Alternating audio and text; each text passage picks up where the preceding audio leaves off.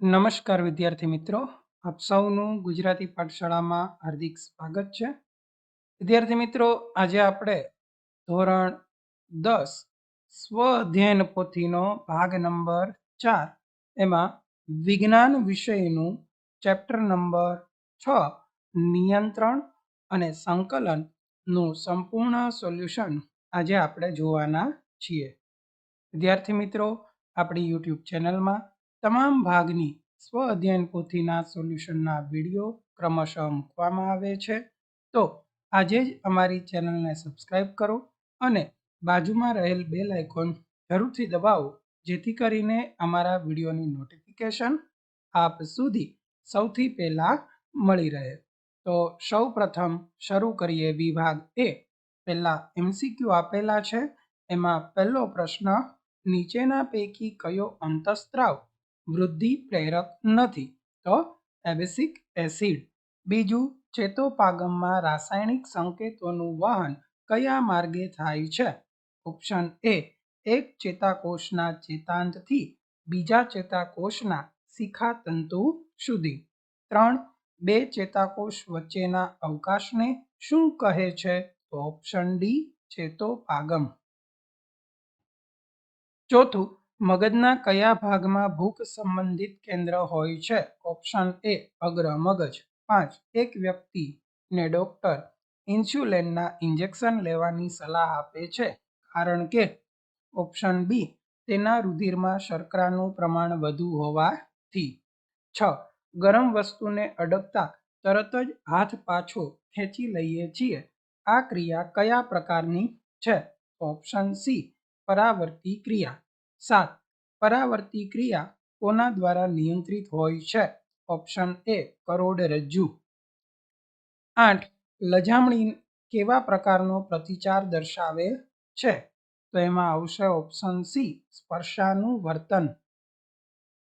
9, કરોડરજ્જુ શામાંથી નીકળે છે?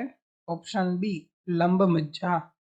10, આયોડિન કયા અંતઃસ્ત્રાવના સંશ્લેષણ માટે જરૂરી છે?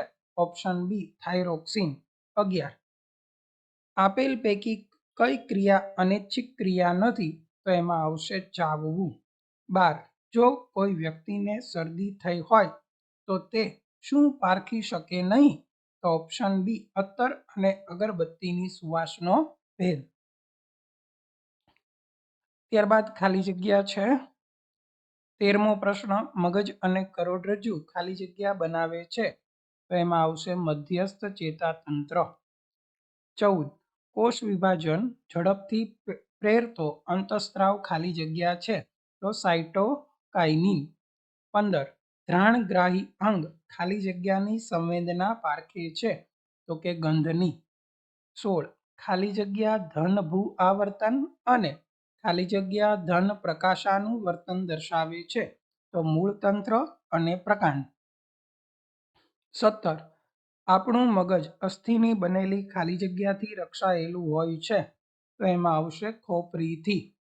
18મો પ્રશ્ન, મગજ અને શરીરના બધા જ ભાગોમાંથી સૂચનાઓ પ્રાપ્ત કરે છે અને તેનું સંકલન કરે છે, તો કે મગજ શરીરના બધા ભાગોમાંથી સૂચના પ્રાપ્ત કરે અને એનું સંકલન કરે. 19, બાલ્યાવસ્થામાં વૃદ્ધિ અંતઃસ્ત્રાવની ઉણપ સર્જાય તો ખાલી જગ્યાનું કારણ બને છે, તો કે વામનતાનું. 20, શરીરમાં રુધિરમાં શર્કરાની માત્રાનું નિયમન ખાલી જગ્યા અંતઃસ્ત્રાવ કરે છે, તો કે ઇન્સ્યુલિન. ત્યારબાદ ખરા ખોટા. 21મો પ્રશ્ન, વાસ્તવિક વિચાર ક્રિયાની ગેરહાજરીમાં પરાવર્તી કમાન વિકાસ પામે છે, તો કે ખરું. 22, મગજનો મુખ્ય વિચારવાળો ભાગ મધ્ય મગજ છે, ખોટું. 23, પરિઘવર્તી ચેતાતંત્રની મદદથી મધ્યસ્થ ચેતાતંત્ર અને શરીરના અંગો વચ્ચે સંપર્ક સ્થાપવો શક્ય બને છે, ખરું. 24, કરોડસ્તંભ કરોડરજ્જુનું રક્ષણ કરે છે, ખરું. ત્યારબાદ 25, સાયટોકાઇનિન કોષ વિભાજનની ક્રિયાને પ્રેરિત કરે છે, તો ખરું. 26, વૃદ્ધિ અંતઃસ્ત્રાવ શરીરની વૃદ્ધિને અટકાવે છે, ખોટું. 27, લજામણી મિમોસા કુળની વનસ્પતિ છે, ખરું. 28, પરાવર્તી ક્રિયાનું સંચાલન હૃદય દ્વારા થાય છે, ખોટું. 29, લજામણીના છોડમાં ચેતાતંત્ર ન હોવા છતાં તે સ્પર્શની સંવેદના અનુભવી શકે છે. ખરું. 30. વનસ્પતિમાં પરાગનલિકાની બીજાંડ કે અંડક તરફની ગતિ એ પ્રકાશાનુવર્તન છે. ખોટું. ત્યારબાદ એક વાક્યમાં જવાબ આપવાનો છે. શુક્રપિંડમાંથી કયો અંતઃસ્ત્રાવ ઉત્પન્ન થાય છે? તો કે ટેસ્ટોસ્ટેરોન. CNS નું પૂરું નામ આપો. મધ્યસ્થ ચેતાતંત્ર, સેન્ટ્રલ નર્વસ સિસ્ટમ. 33. ઉર્મિવેગ એટલે શું? તો કે ચેતાતંતુઓમાં માહિતીનું વહન વીજ રાસાયણિક સંકેતો સ્વરૂપે થાય તેને ઉર્મિવેગ કહે છે. 34. વ્યાખ્યા આપવાની છે. પ્રતિચાર. બાહ્ય પર્યાવરણમાંથી પ્રેરાતી ઉત્તેજના સામે જીવંત સજીવો જે ક્રિયા કરે છે તેને પ્રતિચાર કહે છે. 35. આવર્તન એટલે શું? તો વનસ્પતિના અંગોમાં પ્રેરાતું વૃદ્ધિ આધારિત હલનચલન જો બાહ્ય પરિબળ પ્રત્યેના સદિશ પ્રતિચાર તરીકે હોય તો તેને આવર્તન કહે છે. 36. વનસ્પતિના વૃદ્ધિ અવરોધક અંતઃસ્ત્રાવનું નામ આપી તેની એક અસર જણાવો. તો એબેસિક એસિડ વનસ્પતિની વૃદ્ધિ અવરોધે છે. તેની અસરથી પર્ણો કરમાઈ જાય છે. 37. કોને ચેતાતંત્રનો રચનાત્મક અને ક્રિયાત્મક એકમ કહે છે? તો કે ચેતાકોષને ચેતાતંત્રનો રચનાત્મક અને ક્રિયાત્મક એકમ કહે છે. 38. મગજના મુખ્ય ભાગો કેટલા છે? તેના નામ જણાવો. તો મુખ્ય 3 ભાગો છે. અગ્ર મગજ, મધ્ય મગજ, પશ્વ મગજ. 29. શેની મદદથી મધ્યસ્થ ચેતાતંત્ર અને શરીરના અંગો વચ્ચે સંપર્ક સ્થાપવો શક્ય બને છે? તો પરિઘવર્તી ચેતાતંત્ર. ત્યારબાદ જોડકા છે.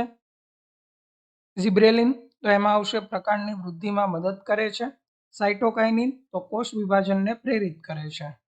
મધુપ્રેમ તો એમાં રુધિરમાં શર્કરાની પ્રમાણ વધે છે. વામનતા તો એમાં બેમાંથી એકે ઓપ્શન નથી. વિભાગ બી. પરાવર્તી ક્રિયા અને ચાલવાની ક્રિયામાં શું ફેર છે? તો પરાવર્તી ક્રિયા કરોડરજ્જુ વડે નિયંત્રિત થતી અનૈચ્છિક ક્રિયા છે. તેમાં વિચારવાની ક્રિયા સંકળાયેલી નથી. ચાલવાની ક્રિયા ઐચ્છિક ક્રિયા છે. તે પશ્વ મગજના અનુમસ્તિષ્ક ભાગ વડે નિયંત્રિત છે. આ ક્રિયા વ્યક્તિની ઈચ્છા પર આધારિત છે. 43. સજીવોમાં કઈ ક્રિયા પર નિયંત્રણ હોતું નથી? તો અનૈચ્છિક ક્રિયાઓ પર સજીવોનું નિયંત્રણ હોતું નથી. આ ક્રિયાઓ પશ્વ મગજના લંબમજ્જા વડે નિયંત્રિત થાય છે. આ ક્રિયાઓની જાણકારી મગજને હોય છે. આ ક્રિયાઓ સામાન્ય સ્થિતિમાં સતત ચાલતી રહે છે. દાખલા તરીકે હૃદયના ધબકારા, શ્વાસોશ્વાસ, પરિસંકોચન તે ચોક્કસ નિયત દરે થતી ક્રિયાઓ છે. 44મો પ્રશ્ન. પરાવર્તી કમાન એટલે શું? એક ઉદાહરણ આપો. તો પરાવર્તી ક્રિયામાં સંકળાયેલી અંતર્વાહી ચેતા અને બહિર્વાહી ચેતાના કરોડરજ્જુ સહિતના જોડાણને પરાવર્તી કમાન કહે છે. ઉદાહરણ. ધારો કે ભૂલથી કે અજાણતા કોઈ વ્યક્તિનો હાથ ગરમ વસ્તુને અટકે છે તો તે સહેજ પણ વિચાર્યા વગર પોતાનો હાથ ગરમ વસ્તુને અટકે તો તે તરત જ પાછો ખેંચી લે છે. અહીં ગરમ વસ્તુ ઉત્તેજનાનો સ્ત્રોત છે. આમ સંવેદી અંગથી પ્રતિચારક અંગ સુધીનો સમગ્ર માર્ગ પરાવર્તી કમાન છે. આ ક્રિયાને પરાવર્તી ક્રિયા કહે છે. ત્યારબાદ 45મો પ્રશ્ન. ચેતાપેશીની નામ નિર્દેશિત આકૃતિ દોરો. તો અહીંયા આકૃતિ આપેલી છે એ તમારે દોરવાની છે. 46મો પ્રશ્ન. લજામણીના છોડને સ્પર્શ કરતા તેના પર્ણો બીડાઈ જાય છે. શા માટે? સમજાવો. તો સંવેદનશીલ છોડ લજામણી સ્પર્શનો પ્રતિચાર દ્રશ્ય હલનચલન સ્વરૂપે દર્શાવે છે. આ વનસ્પતિમાં ચેતાપેશી અને સ્નાયુ પેશીનો અભાવ હોય છે. સંવેદનશીલ વનસ્પતિ લજામણીના પર્ણોને સ્પર્શ કરવામાં આવે તો તેના પર્ણો ઝડપથી બીડાઈ જાય છે. કારણ કે તેમાં વિશિષ્ટ પ્રોટીન કે સ્નાયુ કોષો ન હોવા છતાં વનસ્પતિ કોષો તેમના પાણીના પ્રમાણમાં ફેરફાર કરીને ફૂલે કે સંકોચાય છે. પરિણામે પર્ણો વિસ્તૃત થાય કે બીડાઈ જાય છે. આ રીતે લજામણી સ્પર્શની સંવેદના અનુભવી પ્રતિચાર રૂપે પર્ણોનું હલનચલન દર્શાવે છે. 47મો પ્રશ્ન. વૈજ્ઞાનિક કારણ આપો કે આહારમાં આયોડિન યુક્ત મીઠું લેવું જોઈએ. તો થાઇરોઇડ ગ્રંથિમાંથી થાઇરોક્સિન અંતઃસ્ત્રાવ ઉત્પન્ન થાય છે. તે આયોડિન યુક્ત અંતઃસ્ત્રાવ છે. આયોડિનની ઉણપથી થાઇરોક્સિન અંતઃસ્ત્રાવ બનતો નથી. તેના પરિણામે થાઇરોઇડ ગ્રંથિના કદમાં અસાધારણ વધારો થાય છે, ગળાનો ભાગ ફૂલી જાય છે અને ગોઈટર રોગ થાય છે. આયોડિન યુક્ત મીઠું થાઇરોઇડ ગ્રંથિમાં થાઇરોક્સિનના સંશ્લેષણ માટે યોગ્ય માત્રામાં આયોડિન પૂરું પાડે છે. આથી ગોઈટર રોગથી બચવા આહારમાં આયોડિન મીઠાનો ઉપયોગ સલાહ ભરેલો છે. 48મો પ્રશ્ન, અંતઃસ્ત્રાવોની કાર્ય પદ્ધતિ સમજાવો. પ્રાણી શરીર દરેક કોષ સુધી ઉર્મિવેગ પહોંચી શકતા નથી. કોષોની વચ્ચેના સંદેશા વહન માટે અન્ય વ્યવસ્થાની જરૂર પડે છે. અંતઃસ્ત્રાવી સંકલન વિશિષ્ટ રાસાયણિક સંયોજનો દ્વારા પ્રાપ્ત થાય છે, તેને અંતઃસ્ત્રાવો કહે છે. અંતઃસ્ત્રાવો જે કોષોની સપાટી પર વિશિષ્ટ અણુઓ હોય તેમાં પ્રસરણ પામે છે. અંતઃસ્ત્રાવી સંકલન ધીમી પ્રક્રિયા છે, પરંતુ શરીરના બધા કોષો સુધી તે અસરકારક રીતે પહોંચે છે. 49મો પ્રશ્ન, વનસ્પતિમાં જલાનું વર્તન સમજાવો.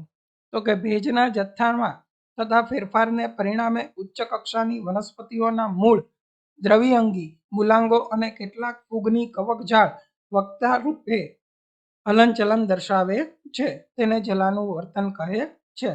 હિના વહેર ભરેલા છીછરા છિદ્રાળુ પાત્રમાં અંકુરિત બીજ રાખતા મૂળ ગુરુત્વાકર્ષણ બળને લીધે છિદ્રમાંથી બહાર નીકળી નીચેની તરફ વૃદ્ધિ સાધે છે. આ છિદ્રાળુ પાત્રને ઢળતું રાખતા મૂળ પાત્રની બહારની સપાટીએ રહેલા ભેજ તરફ વળે છે.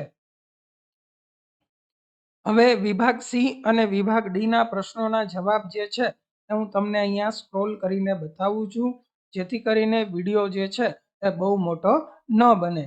50મો પ્રશ્ન છે કે વટાણામાં વૃદ્ધિ સંબંધિત હલનચલન સમજાવો.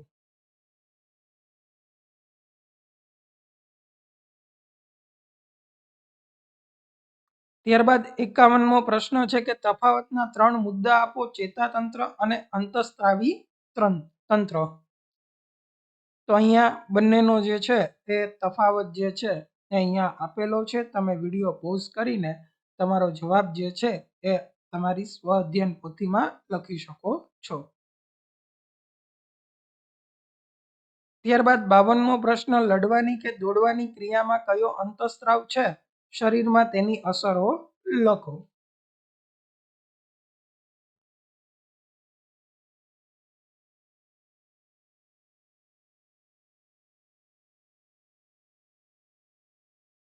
ત્રેપનમો પ્રશ્ન, વનસ્પતિમાં સંકલન, પ્રાણીઓમાં સંકલન કેવી રીતે અલગ પડે છે તે આપણે અહીંયા સમજાવવાનું છે.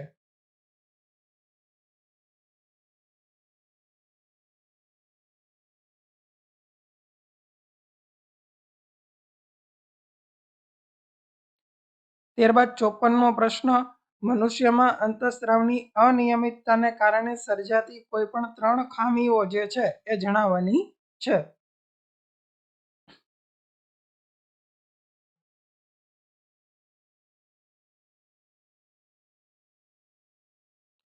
વિભાગ ડી 55મો પ્રશ્ન, મનુષ્યના મગજના ભાગોના નામ જણાવી ટૂંકમાં તેનું વર્ણન કરો.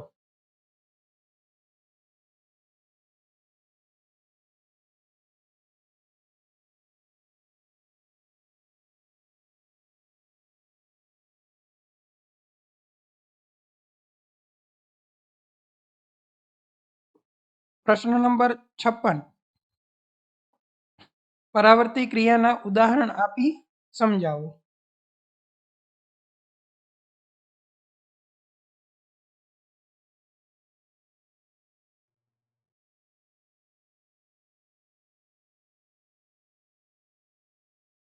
અને 57મો પ્રશ્ન, વનસ્પતિના અંગોનું પ્રકાશાનું વર્તન દર્શાવતો પ્રયોગ વર્ણવો અને તેના અવલોકનોની નોંધ કરો.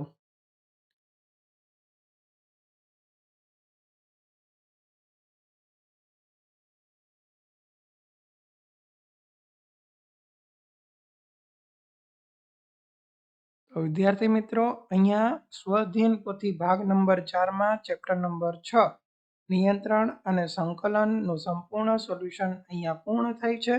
જો તમને અમારો વિડીયો ગમ્યો હોય તો વિડીયોને લાઈક કરો, ચેનલને સબસ્ક્રાઈબ કરો અને વિડીયોની લિંક આપના બીજા મિત્રો સુધી શેર કરો. Thank you for watching.